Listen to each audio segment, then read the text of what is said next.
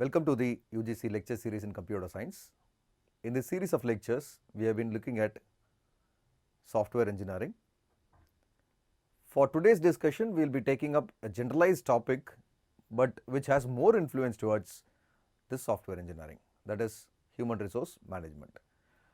These resource management, human resource management specific to the project will be the major discussion for today's session. Some of the learning objectives for this sessions: to learn about what a human resource management really is.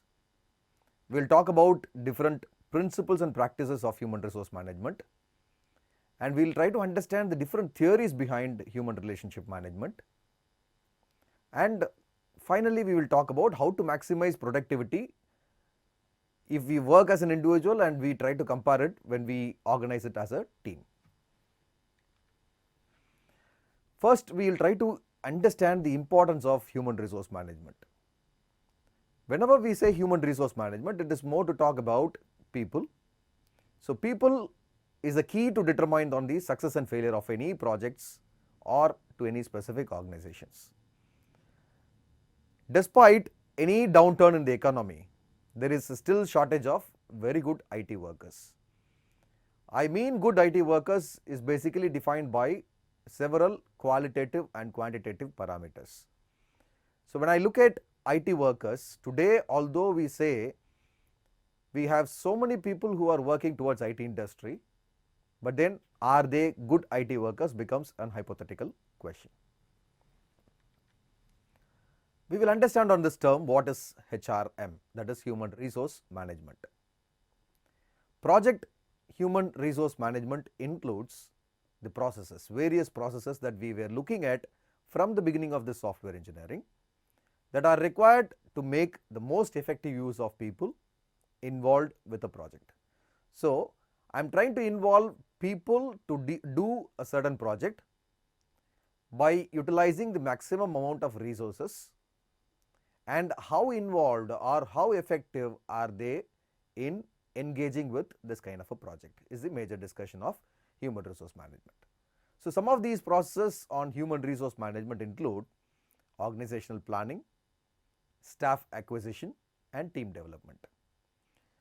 So, basically when I am to look at a project, it requires a cumbersome planning effort that we have looked at from the requirements gathering and the design principles. And now it is time to look at the staff acquisition. What would be the best staff who can be utilized for such a very good project, and should they work as an individual or should they work as a team is the next stage. Some of the important keys to manage people. Psychologists and management theorists have devoted much research and thought to the field of managing people at work. Basically, when you are at the lower level, you will be taught with several soft skills activity. This is to enhance on the management capacity and the entrepreneurial skills of any individual. This is to basically manage with different process, projects, product development and so.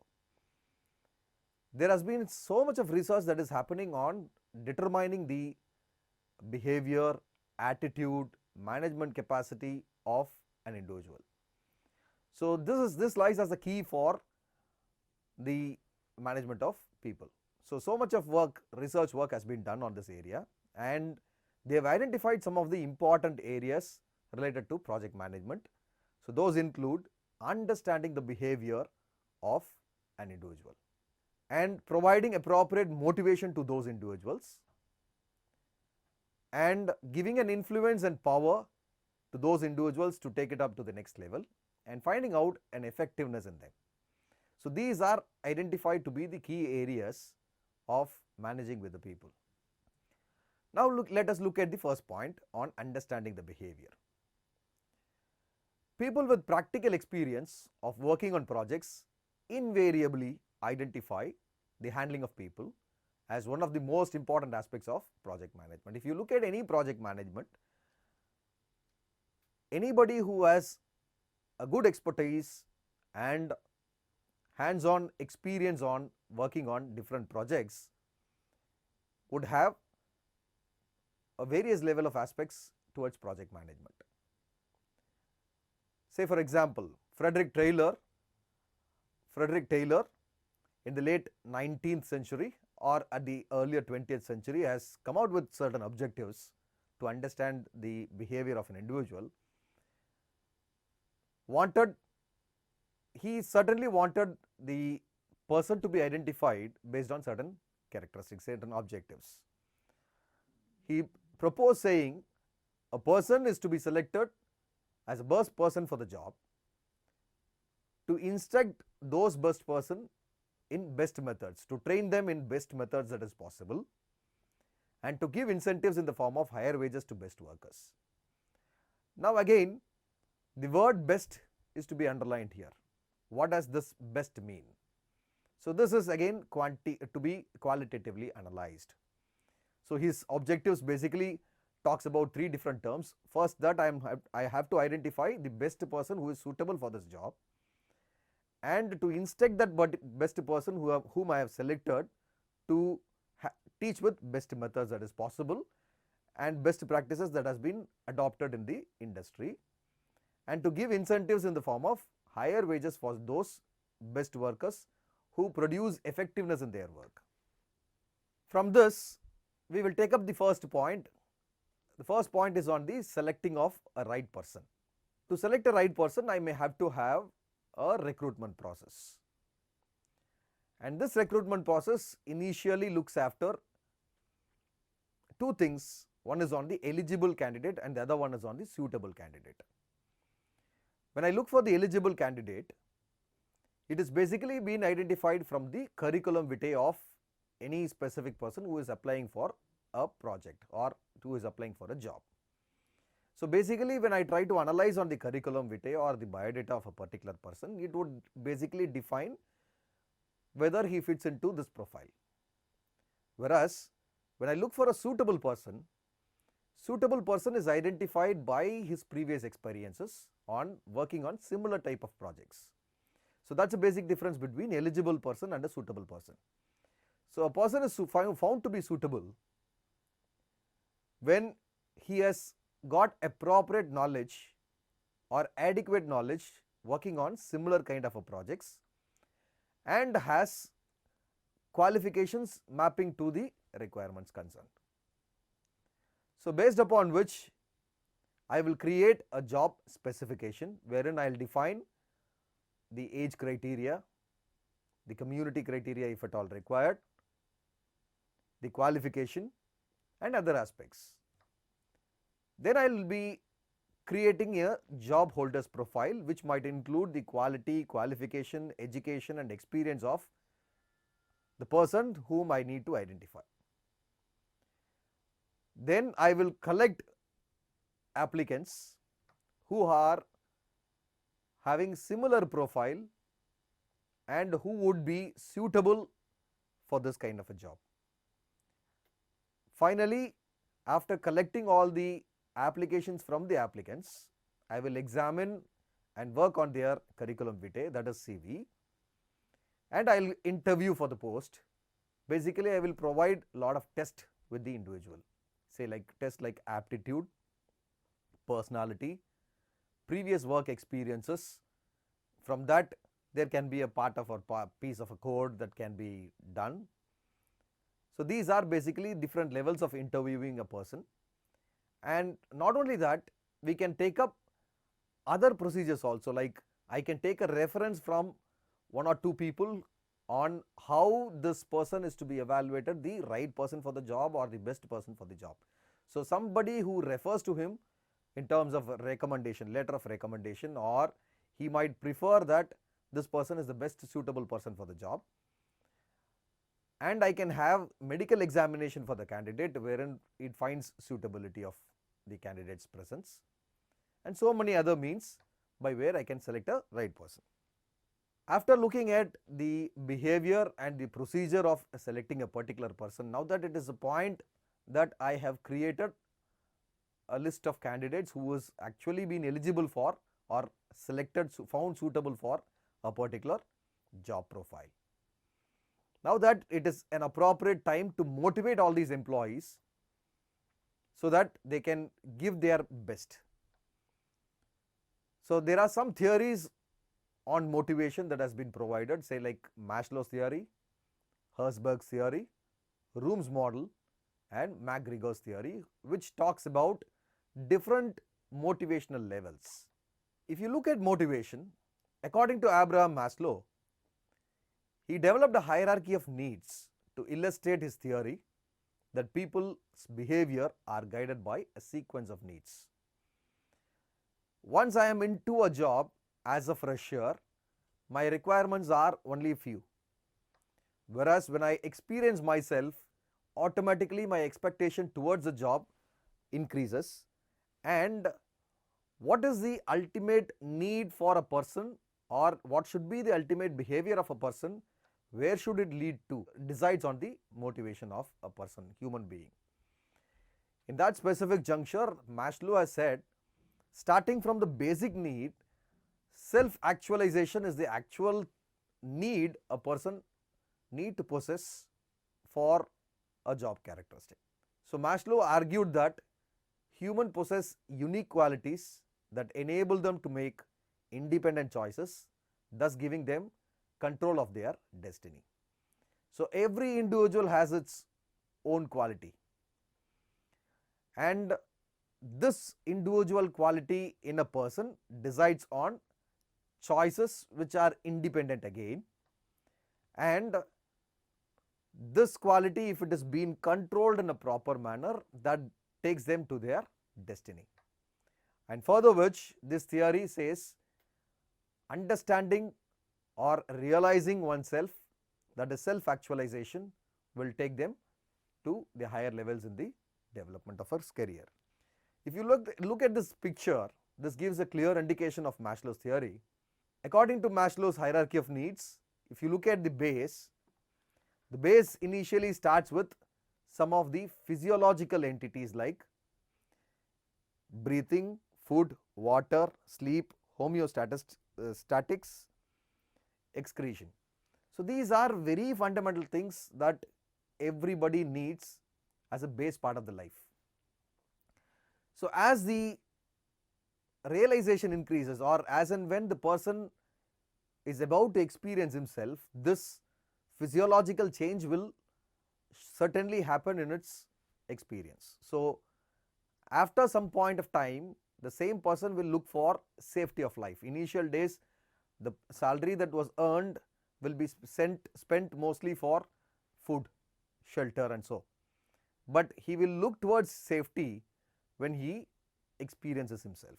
So the second on the pyramid will be on the safety aspects of it, where the security of the body, of employment, of resources, of morality, of the family, of health, of the property are the basic things that the person would like to improvise with.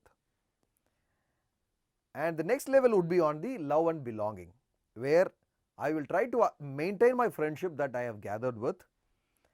I will try to maintain the family and the intimacy that I have got towards my family.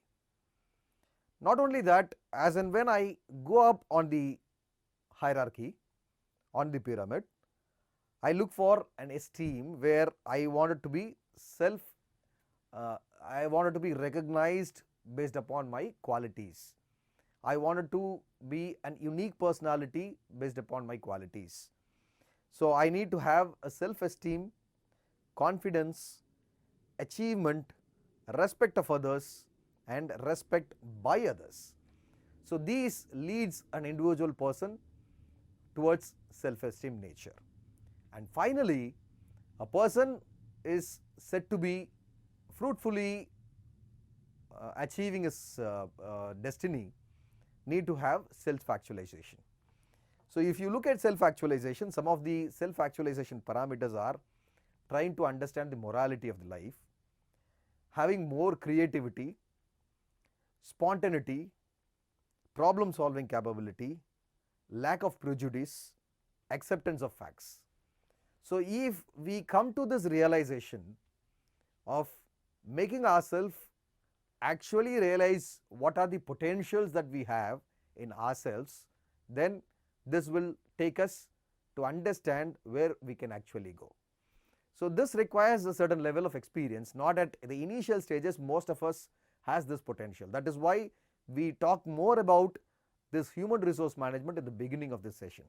Now that if you look at the software engineering, we have gathered requirements, we have designed on those requirements. This happens at the top level of the management. Now when it is to be taken to the implementation, this implementation is done by the lower level people, or like software engineers who could be experienced, who may not be experienced. So if they are understanding the actual potential of this project, then only these things can be effectively carried out. So everybody should be tuned towards a good IT professional or the best IT professional. So the company needs to give them a training on how to be the best IT professionals.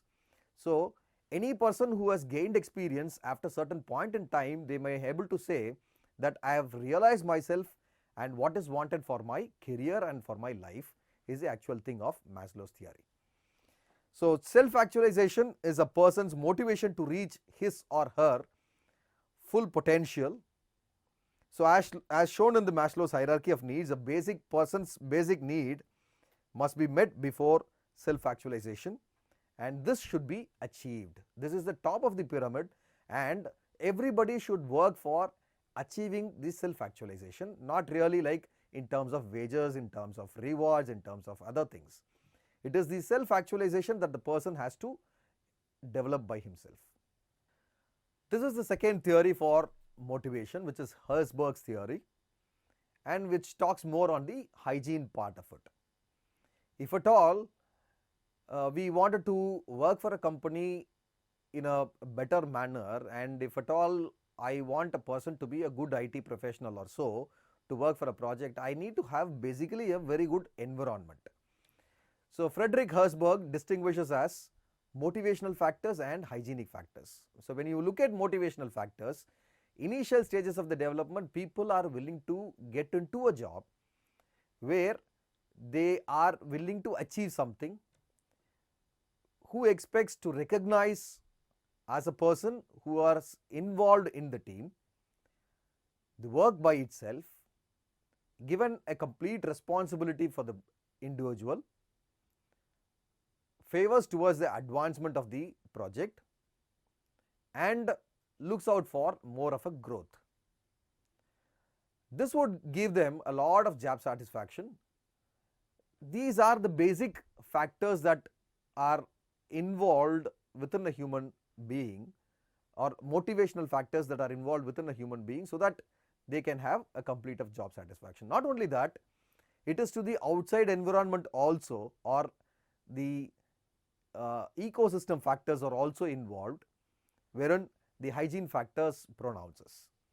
So there are causes of dissatisfaction if not present in case of not maintaining the hygienic environment, but do not motivate workers to do more. Some of the examples include providing larger salaries, more supervision, asking for more supervision, taking out extra time of the employee, but then not paying enough wages, and more attractive work environment would be some of the hygiene factors which we can provide it to them.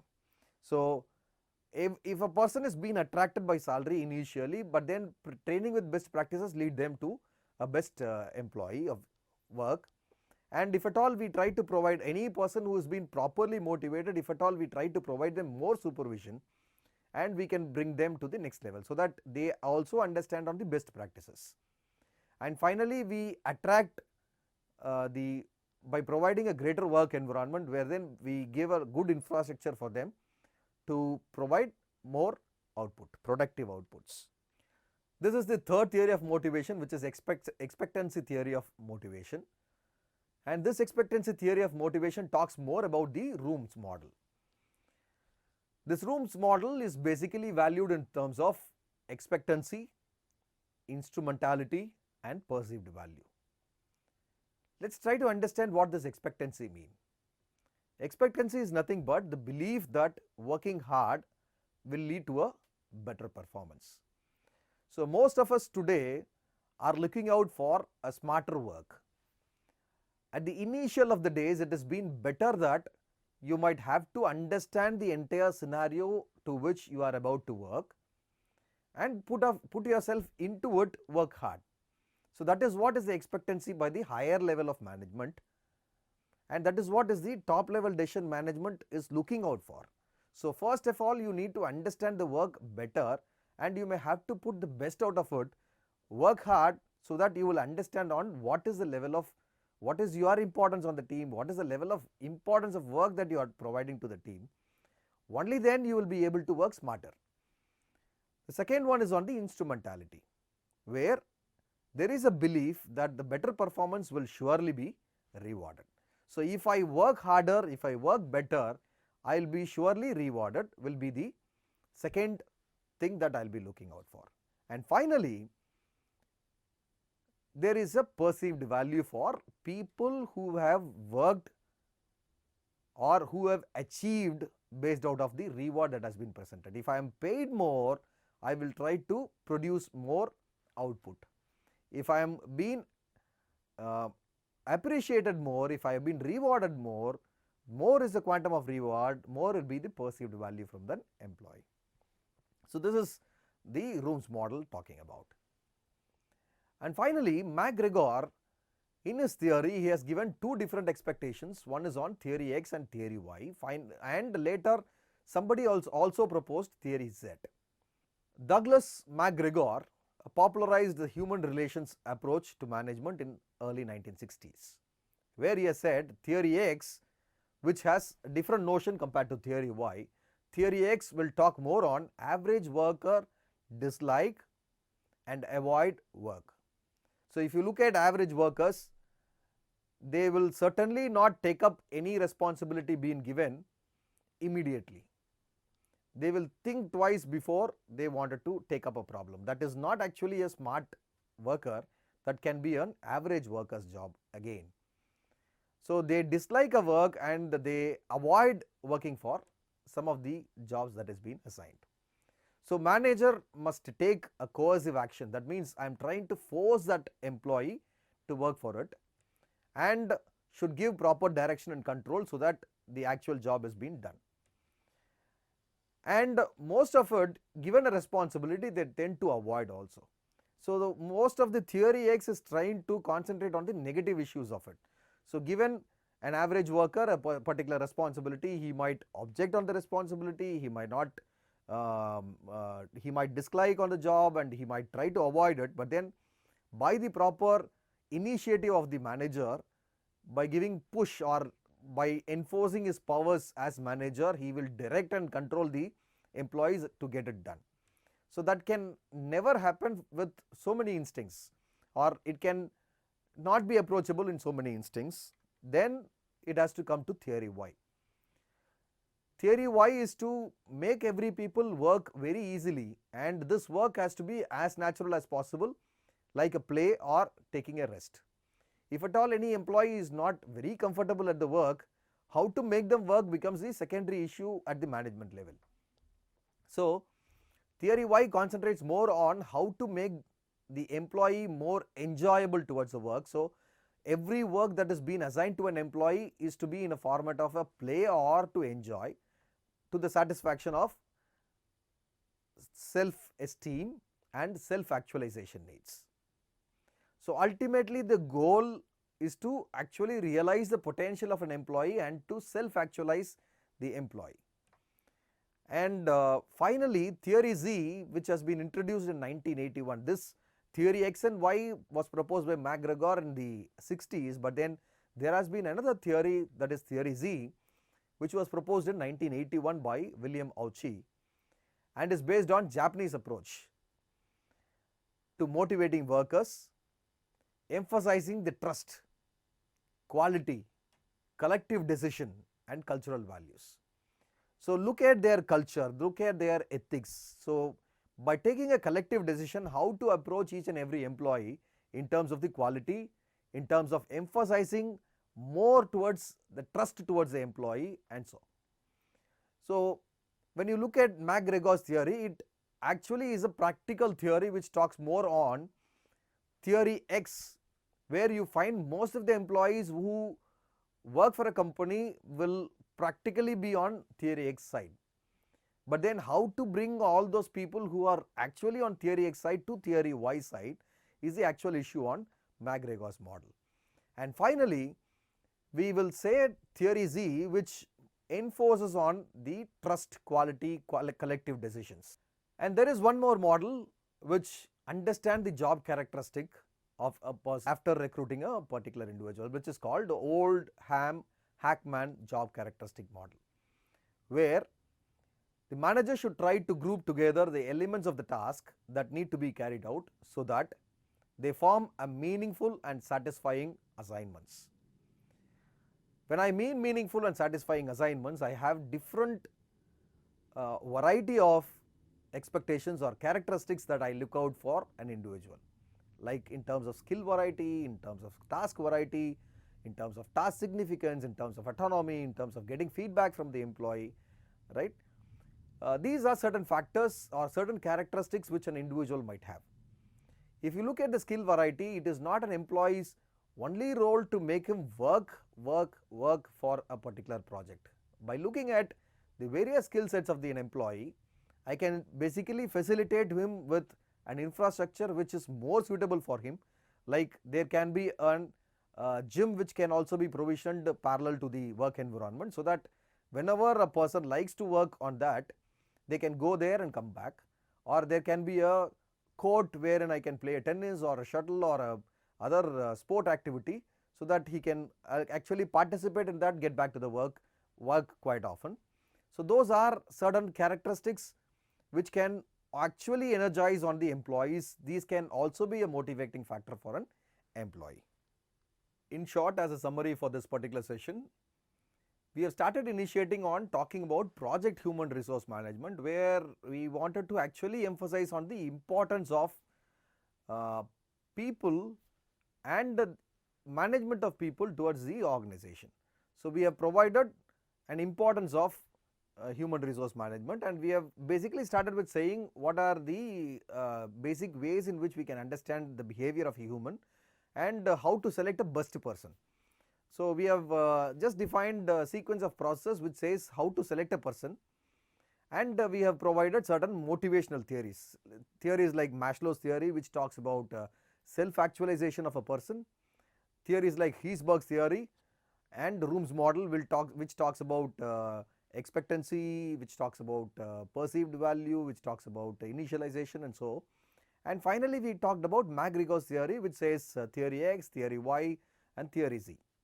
So these theories have basically given an intention that how to actually energize the people so that we can get the best out of a person, or how to make a person understand that he has got so much of potential in him. So that is the crux of what we have understood from this session.